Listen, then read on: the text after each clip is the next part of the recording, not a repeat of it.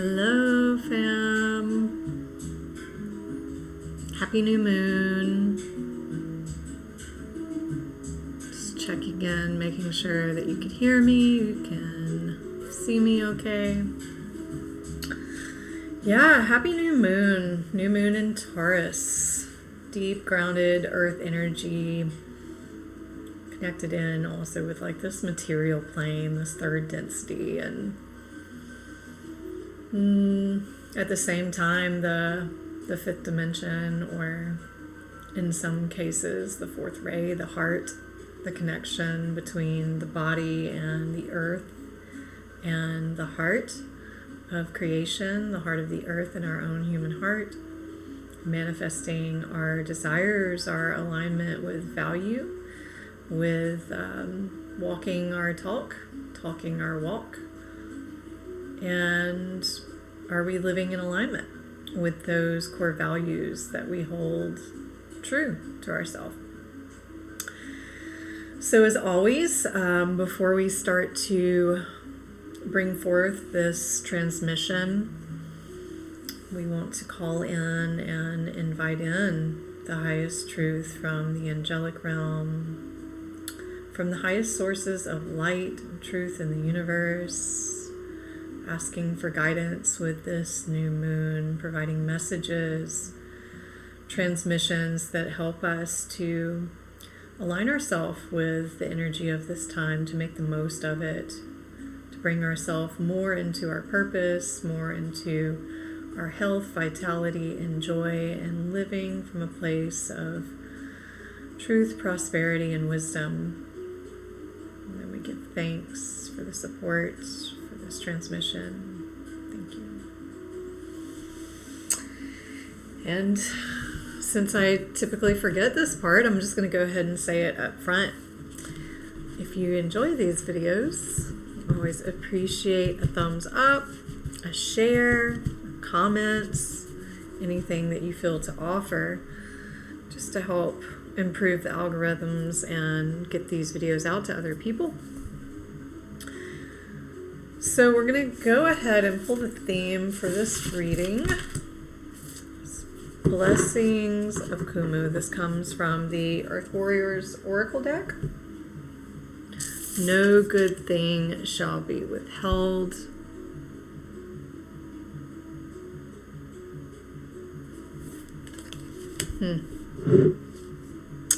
And I've been sensing, so I had this experience the other day where I was walking in my neighborhood with my dogs, and I heard this thud on the ground next to me, and it was a half of a chipmunk that a hawk had dropped. And this hawk, I believe I identified it as the same hawk that I had assisted last year, that had some kind of wing injury where it couldn't fly. And so it was grounded in our neighborhood for a couple weeks. I mean, it was longer than a couple weeks, but I tended it daily for a couple weeks and fed it. Like every few days I would bring it some salmon. And it felt like an offering back. And currently, like, I'm going through a very deep time of transformation and change in my life. So it just felt like this, hey, remember that you've got friends in high places. Hey, remember there's a return on investment. Somebody offered me yesterday an interpretation that your good deeds have not gone unseen. So I'm feeling into this message around the theme. This no good thing shall be withheld. Perhaps that's relative to the story that I just shared. The universe wants to express its creativity, healing, and brilliance through you. It does not want to be limited to repeating what has already been. Newness needs to burst through you into startling expressions of abundant life. You are guided into unknown territory, guided to go beyond that which you have known yourself and your world to be, so that something original and necessary can be brought to life. The universe knows all that you need is that you can be, so that you can best attain your destiny. I'm just going to read that again. The universe knows all that you need so that you can best attain your destiny. All shall be provided for you. Expand your faith to allow for the greater works of spirit. Resources are coming to you now. If you have been in lack, limitation, or anxiety about such things happening, relax and substitute your stress for the absolute trust that the universe will provide all good things with generosity and grace. So the eclipse was this profound cleaning for the earth, and of course we can measure it really around these lunar cycles where we're at in those processes, especially if we were very intentional with what it was, with working with the energy, with creating intentions, moving through our day intentionally, or starting to dream our life into being. So with this new moon and this theme of change, surrender, and I hear escorting you across the threshold. So it's like this time space, and as I'm looking at the picture, it's like she's looking through a portal here. And you see the butterfly there for metamorphosis and change. You can see the owl who is able to see into the darkness, see through the darkness. And there's like is this a reflection? Interesting. Yeah, there's this reflection of as above, so below. As if there's more to be seen, more to be revealed, and to be careful to not choose the same patterns that have brought you to where you are, especially anything that is around lack and limitation and this first chakra stuff, feeling you're in survival mode. So can you practice something you haven't practiced before around that, around settling your nervous system, around speaking to those parts of the self that may feel unsettled, may feel unsafe, and also speaking to your adult and like merging these two worlds of being very kind, compassionate, thoughtful, and catering to the inner child's needs, speaking to the inner child, but also as the adult, taking the steps, the measures necessary to be sure these dreams become manifest, and therefore not letting worry consume your energy, but directing and channeling your energy in such a way that it is in alignment and active, is proactive in the process. So like you plant your seed and then you water it, but you don't every day, oh, I hope it's going to grow, I hope it's going to, what if it doesn't? You start breaking down the process simply by being a self-fulfilling prophecy. All right, give us a little bit more, Spirit.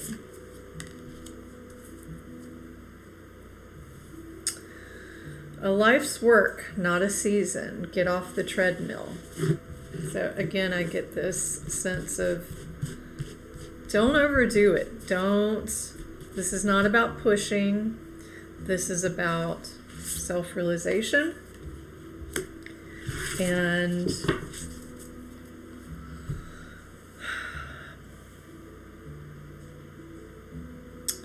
yeah, I'm curious to hear what your thoughts are on the difference between taking action and efforting. I think of this as coming from, efforting comes from the place of being identified as the doer, as the one who has to make things happen. And I feel like taking action is being given directive through the higher self, the higher mind, and just not getting in the way of it. Letting life move and express, act through you, become actualized. But there's not effort per se in that. It's allowing. It's the surrendering and allowing. There's something really getting reworked that I've been tracking around this tension between doing and being, effort and living, or effort and allowing. And there's this point in the middle that we can find rest and trust and this tapped in potential where there's no limitation, where we are at peace because we know that everything is available to us as we need it, and we fully trust that it comes to us at the right time. So from this Work Your Light Oracle deck, what is here for us now, what we are working through with this new moon, this Take a Break card. Bear with me. These decks that don't have numbers on the cards, they're challenging to, there we go, to find some of these.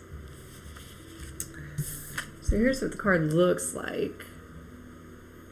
It says, it's okay to take a break and enjoy your creations, to take a moment from your busy schedule, to get off the treadmill of life, to appreciate and acknowledge all that you have created, achieved, released, or experienced before rushing on to the next thing. To be in the moment and enjoy where you are, to take a breath and regather your mind, body, and spirit, to recalibrate, appreciate, and celebrate, to decide on what you really want to experience next. If you take a moment, you're not going to miss out. I hear in this, maybe for some of you, and this is definitely including myself, you may have aspirations, ideas, desires in moving forward and wanting to co-create, and there may just be something that just doesn't feel like it's quite clicked in yet. There's like information that you haven't received, or you're not able to make the decision because there's some piece missing.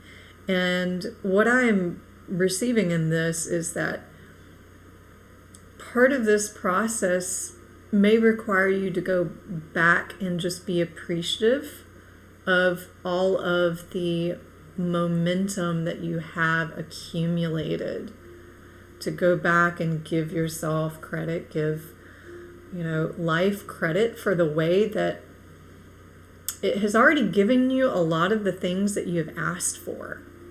But have you stopped to acknowledge that?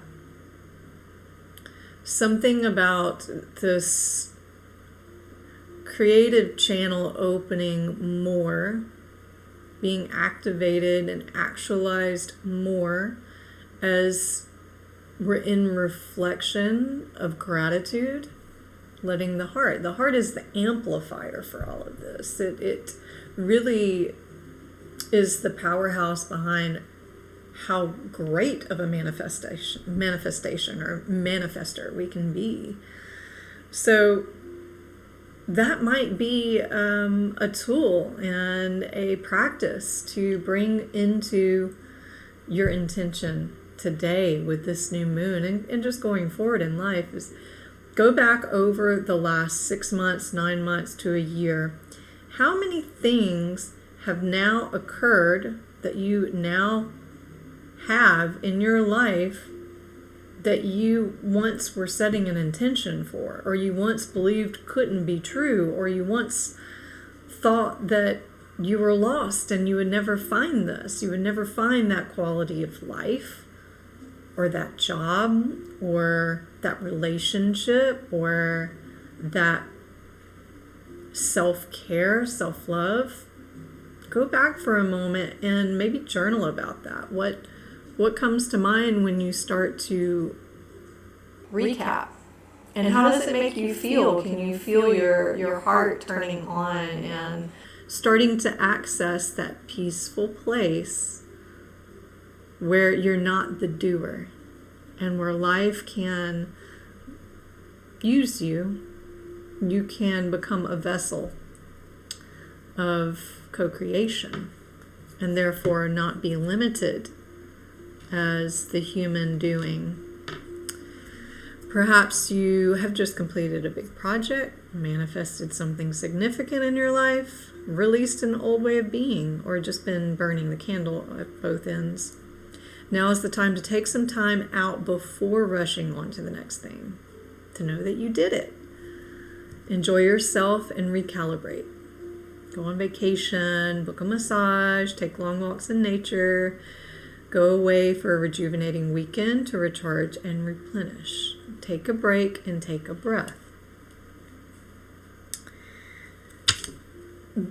This indigo card also falls here as in the sequence of taking a break, and that you're a very sensitive person. I feel that especially since the eclipse, sensitivity has increased, and it's important that we acknowledge that.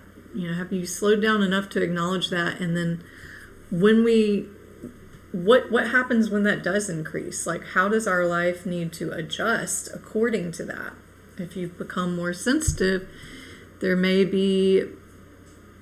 need to acknowledge some of the boundaries or benefits that it offers to take some of that load off of you from before. Or maybe you're shedding some old programs from your nervous system. I know that I am, for sure. And in doing this, when I can really listen to it, and when we all are really able to tune into that and really listen to it without being doled out or being hyper vigilant, when we're right in that space of being a receiver, being receptive and neutral in what we're receiving, there's a great potential of leadership involved in that. This is maybe perhaps a even greater design for why people come to empaths. They come to empaths and they'll tell you their whole life story. Part of that is because of the presence, your presence, and there's multi-purpose behind it. Part of it's because you have some answers that some people may not be able to access on their own. So that feels relative in this reading as like this hypersensitivity. How do we like balance that out so that we're not hypersensitive, but we don't disassociate. We just kind of stay in that channel where we can pick up on the information and then have the ability to choose to do what we want with it without necessarily being rocked by it, overstimulated by it.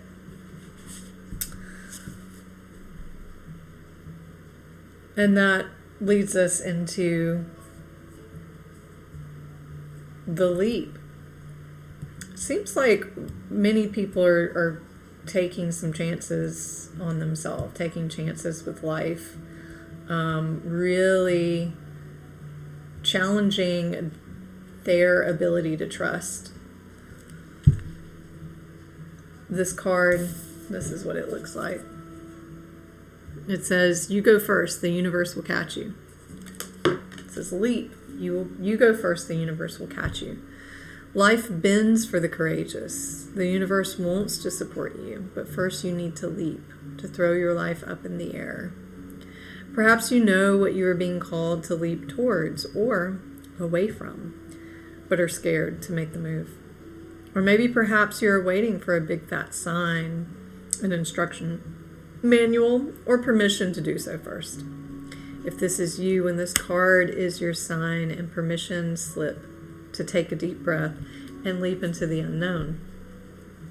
It's scary to let go of all that we know and hope for something new. And it's normal to feel anxious at the thought of letting go of what we know for sure.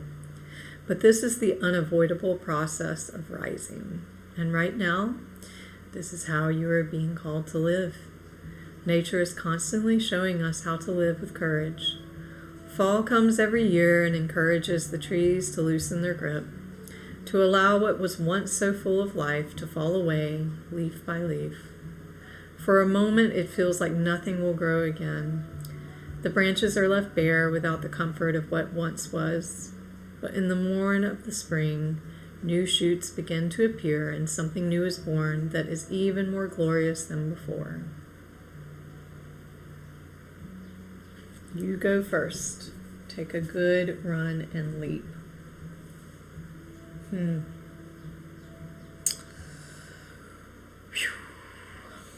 All right, can we get some clarification? What are some of the challenges that we're meeting?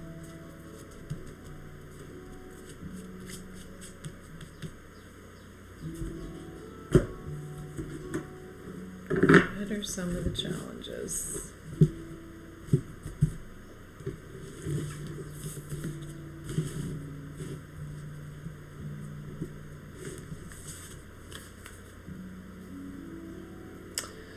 The body never lies. The witness.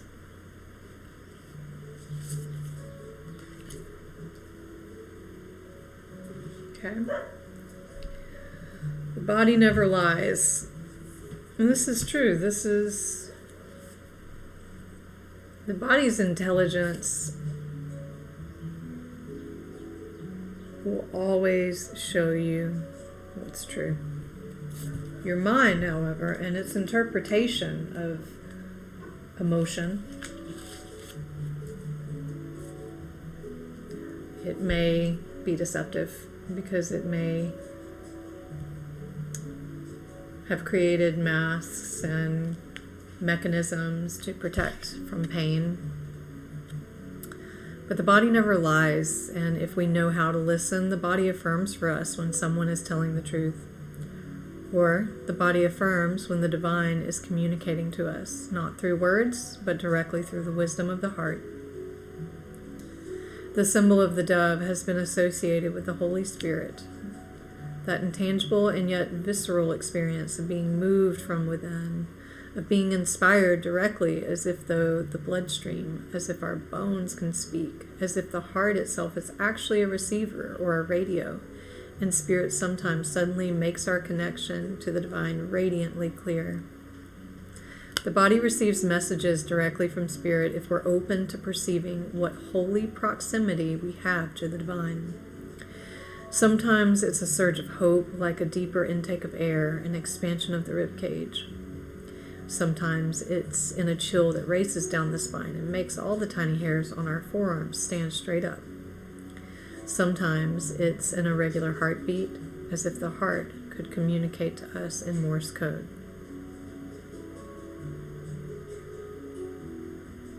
So this is about inward listening to those discrete sensations that can't be validated from anyone outside of us, but that we just know because we sense what's true. And because we sense what's true, and because we trust this beloved body, we trust that the Spirit tells us the secret places of our own heart.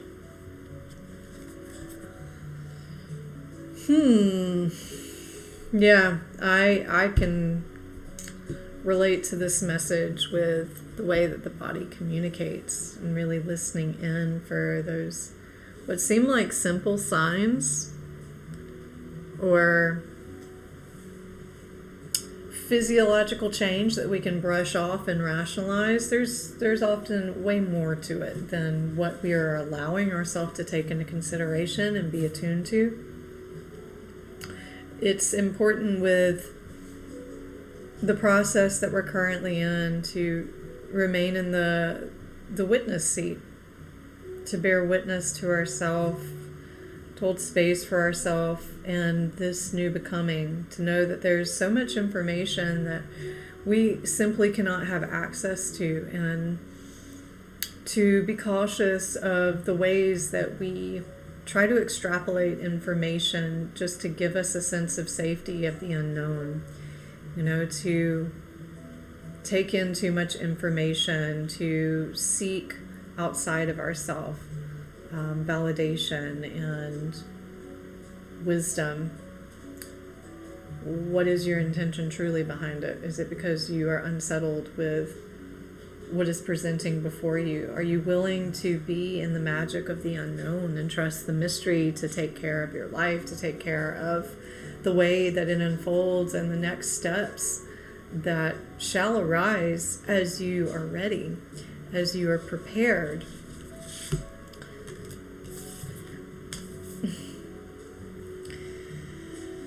And so we let go of this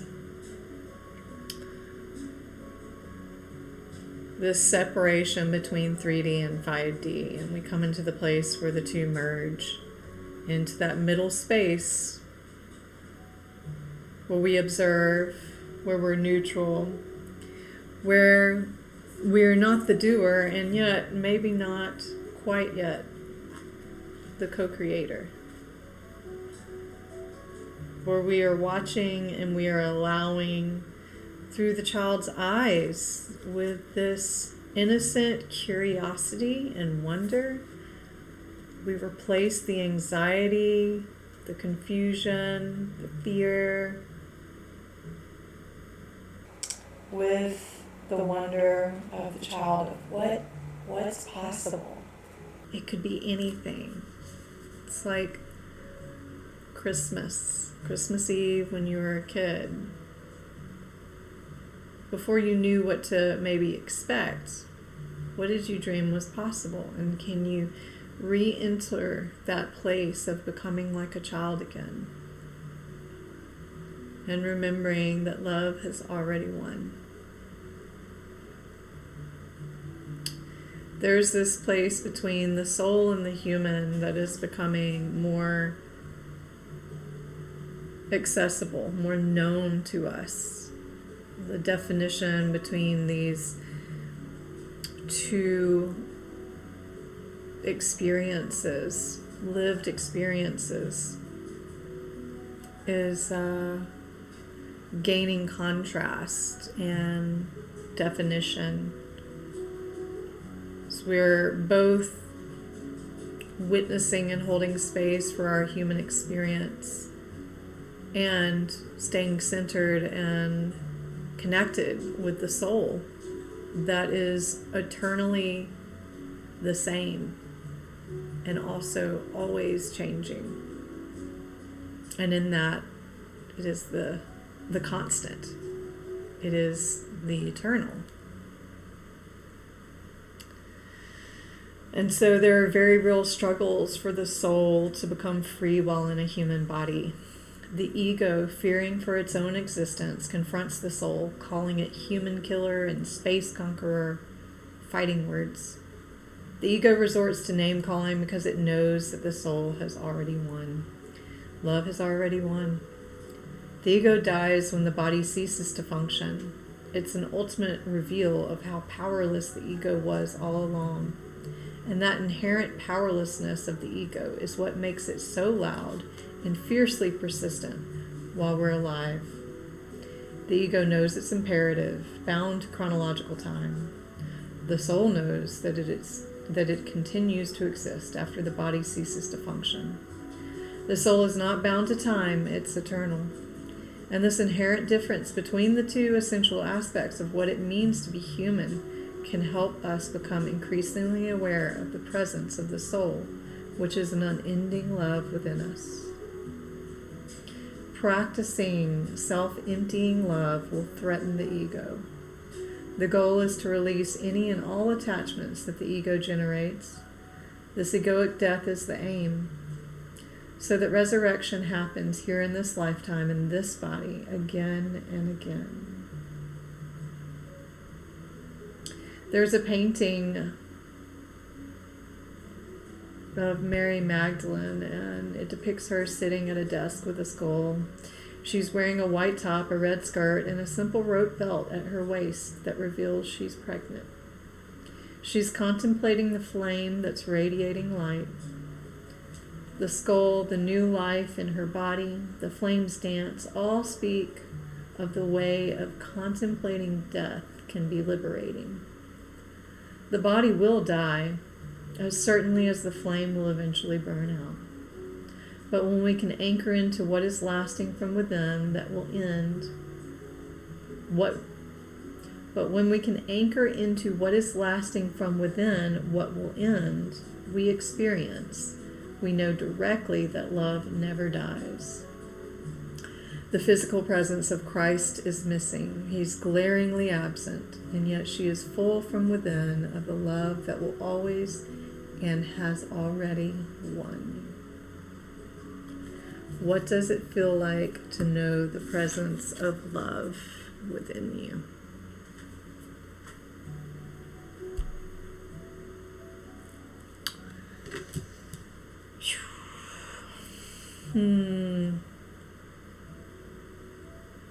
Yeah, fam. This is a time of continuing to be true to who we are, to eliminate the distractions that come from within, the stories, the dramas, and then the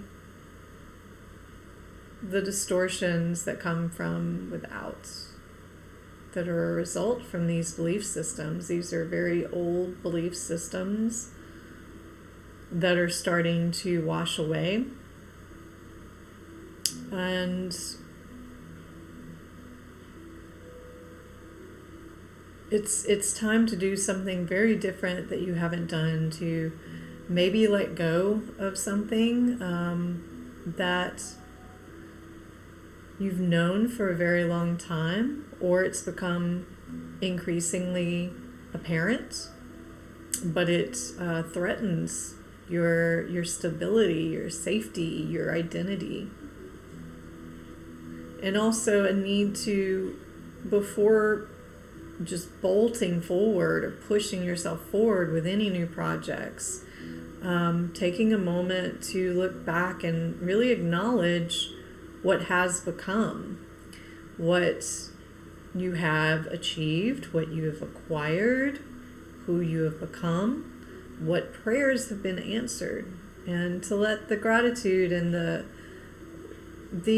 confidence in the universe be seen through that, the confidence in your connection with God's source, your ability to be a responsible co-creator, creatress, be activated through looking back and actually taking inventory, full inventory of the processes that you've been through and how they've resulted.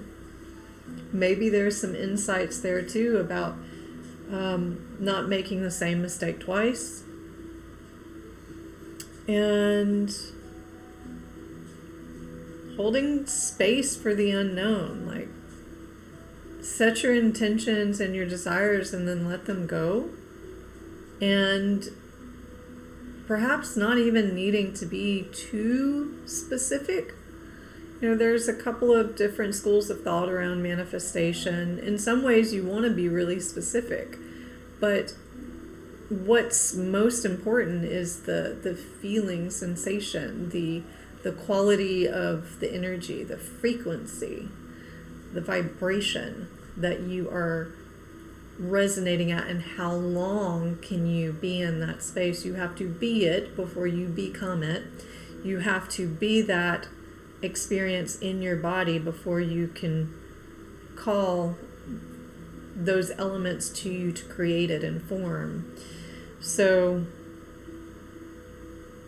let yourself enter neutrality. Witness from the place of the child, of the wonder, and listen to your body. Are you aligning through your body? Are you listening to if your body is saying yes, but your mind is saying no? Is your mind saying no and your body saying yes, decode the body and trust the body. Trust the body. It is your wisest partner in this life. It's with you before you're born until your last breath. And therefore it makes it a very sacred, dear companion that only is here to serve your purpose. And are you in relationship with your body at that level of being your best friend, of listening to each other, holding space for each other, being understanding and compassionate and resourcing one another? Remembering, especially when you start to find yourself looping or getting into old patterns, that love has already won. And that self-emptying love and practice of non-attachment is the only way through. It is the only way beyond death to be reborn.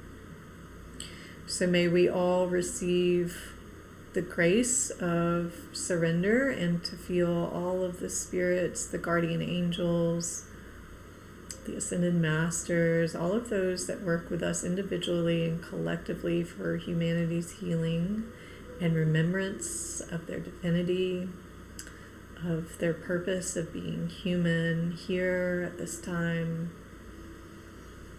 that we all feel the blessings of our human life.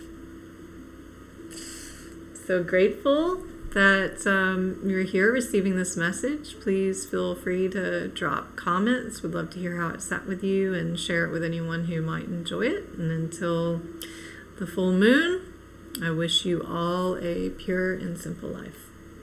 Pura vida.